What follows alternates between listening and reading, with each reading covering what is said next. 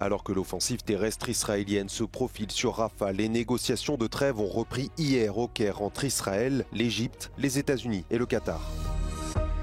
Aux États-Unis, la Chambre des représentants dominée par les républicains refuse de voter l'aide à l'Ukraine validée par le Sénat et tente de destituer le ministre chargé de l'immigration. Moscou lance un avis de recherche contre Kaja Kallas, la première ministre estonienne qui s'est illustrée pour son soutien apporté à l'Ukraine.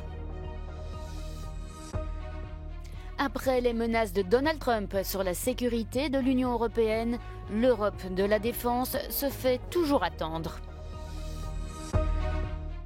Des agriculteurs polonais ont manifesté dans l'est du pays contre l'afflux de produits agricoles venus d'Ukraine.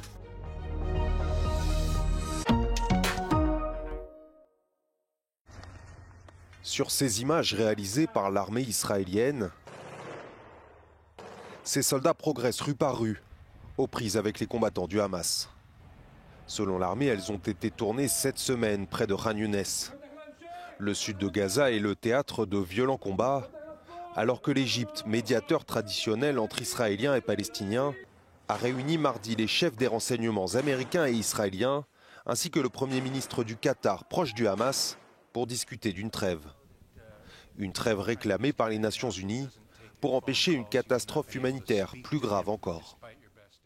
My sincere hope is that the negotiations for the release of hostages and some form of cessation of hostilities to be successful, to avoid a all-out offensive over Rafah, where the core of the humanitarian system is located, and that would have devastating consequences.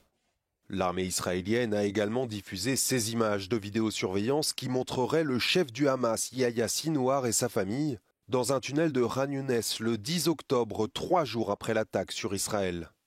L'armée insiste sur les liasses de billets qui auraient été retrouvées dans ses appartements et assure qu'elle ne relâchera pas sa traque. À la surface, les bombardements se poursuivent, comme ici à Nuseirat ou encore à Rafah dans le sud. La ville où 1 400 000 Gazaouis sont massés est la prochaine cible déclarée de l'offensive terrestre israélienne. Une perspective qualifiée de terrifiante par les Nations Unies. À quelques mois de la présidentielle américaine, le bras de fer entre les démocrates majoritaires au Sénat et les républicains qui contrôlent la Chambre des représentants se poursuit. Après avoir annoncé qu'ils ne voteraient pas en faveur de l'aide à l'Ukraine adoptée par le Sénat, les républicains tentent de destituer le ministre de Joe Biden chargé de l'immigration, Alejandro Mayorkas. Ce dernier, accusé d'avoir provoqué une crise migratoire à la frontière entre les États-Unis et le Mexique, a été inculpé par la Chambre des représentants, une première depuis près de 150 ans. La procédure a toutefois peu de chances d'aboutir. La Russie lance un avis de recherche contre la première ministre estonienne Kaja Kallas, une mesure qui nourrit l'escalade des tensions entre Moscou et les pays baltes. La notice du ministère russe de l'Intérieur mentionne une affaire pénale sans donner plus de précision. La dirigeante balte s'est illustrée par son soutien apporté à l'Ukraine, mais aussi par le déboulonnement de statues à la gloire de soldats soviétiques datant de la Seconde Guerre mondiale.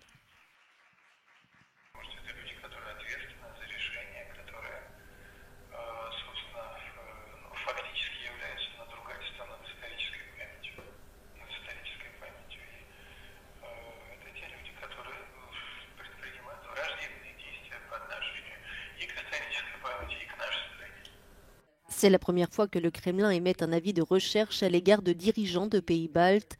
Le secrétaire d'État estonien Taimar Peterkop est également visé, tout comme le ministre de la Culture de Lituanie, Simonas Kairis.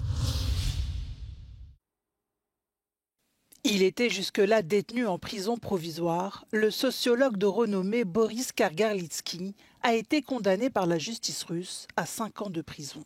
Intellectuel de gauche, connu pour ses prises de position, notamment anti-guerre, depuis le début du conflit russo-ukrainien. Il avait été inquiété par les autorités russes suite à un ancien message posté sur les réseaux sociaux dans lequel il expliquait que l'attaque du pont de Crimée par les Ukrainiens pouvait être comprise d'un point de vue militaire. Il est accusé de justifier le terrorisme.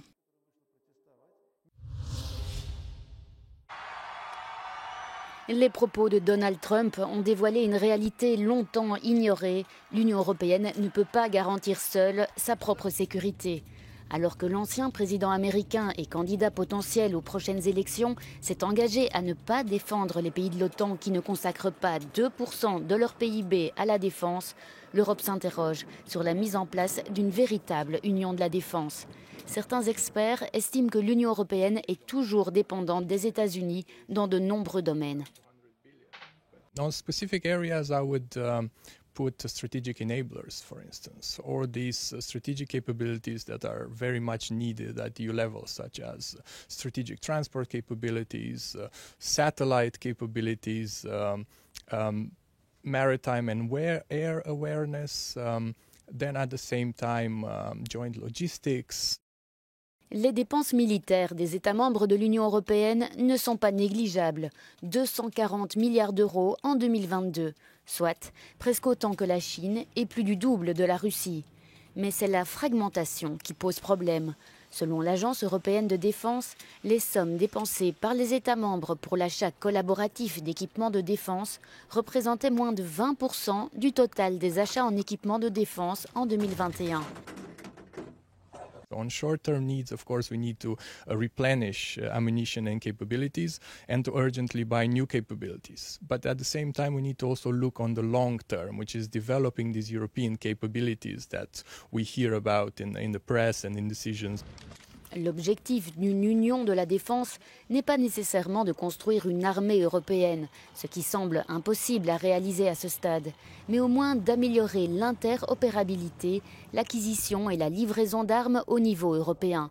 Certaines mesures ont déjà été prises, comme une loi visant à financer par le budget de l'Union européenne la production de munitions ou la création d'une capacité de déploiement rapide, pouvant aller jusqu'à 5000 soldats pour les missions de maintien de la paix dans le monde. When you have a war of aggression in Europe against Ukraine, when you have hybrid war by Russia against EU member states, this is the moment not to wage a war, but to deter the risk of an aggression against one of us. So if not now, I don't know when the European defense will really start to be seriously taken into consideration. L'une des idées qui circule, soutenue par le gouvernement français, est celle d'une obligation européenne pour financer les dépenses militaires.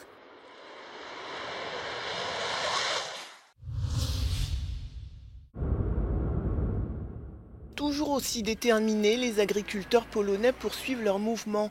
Certains se sont rendus à l'est du pays, à Dorohousk, près de la frontière avec l'Ukraine, pour protester contre l'afflux de produits agricoles de leurs voisins sur le marché local. Puszczamy co godzinę, jedną stronę, drugą stronę, ADR-y, pomoc humanitarna i autobusy, to autokary. Puszczamy, żywność funkcjonująca się przejeżdża. Także nie blokujemy całego przejścia, tak? Puszczamy, rozumiemy, ale żeby ktoś też zrozumiał nas i nasze postulaty. Nawóz jest drogi w naszym kraju, pszenica cały czas tanieje. Każdy ma rodzinę, każdy ma dzieci. Face à une mobilisation qui ne faiblit pas, Varsovie et Kiev tentent l'apaisement. Les vice-ministres des infrastructures des deux pays se sont rendus sur place pour dialoguer avec les protestataires. Dzisiaj tak naprawdę skoncentrowaliśmy się na niejako całokształcie weryfikacji odpraw, które mają miejsce na granicy.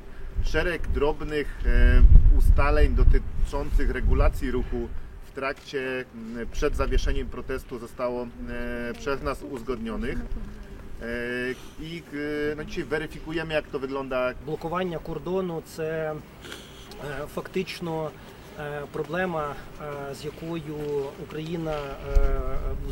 в України виникає багато інших проблем економічних, соціальних, тому дуже важливо тримати кордон відкритим, особливо під час повномасштабного вторгнення Росії в Україну. Lundi, certains agriculteurs en colère ont déversé la cargaison d'un camion transportant des céréales ukrainiennes destinées à l'Union européenne. Une action symbolique qui a choqué les autorités à Kiev.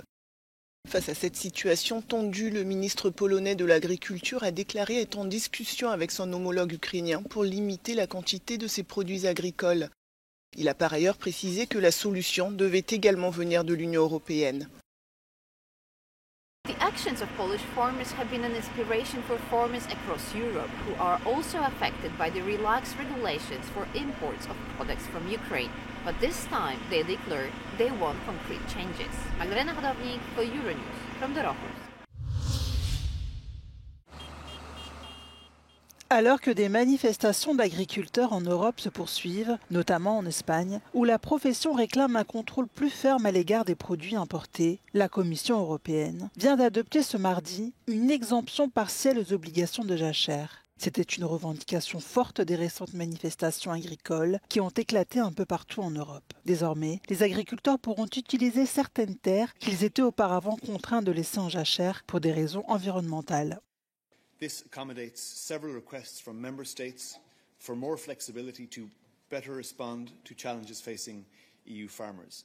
The regulation enters into force tomorrow, February 14th, and will apply retroactively as of January 1st of this year. En Grèce, le gouvernement tente également d'apaiser la colère du secteur agricole. Lors d'une réunion avec les représentants syndicaux, le Premier ministre grec Kyriakos Mitsotakis a promis de travailler à la recherche de solutions, mais pour l'heure, aucune proposition concrète n'a été faite. En Europe de l'Est, des manifestations se sont poursuivies à la frontière entre la Pologne et l'Ukraine, où les agriculteurs se plaignent des importations de céréales ukrainiennes qui réduisent selon eux la valeur des produits polonais.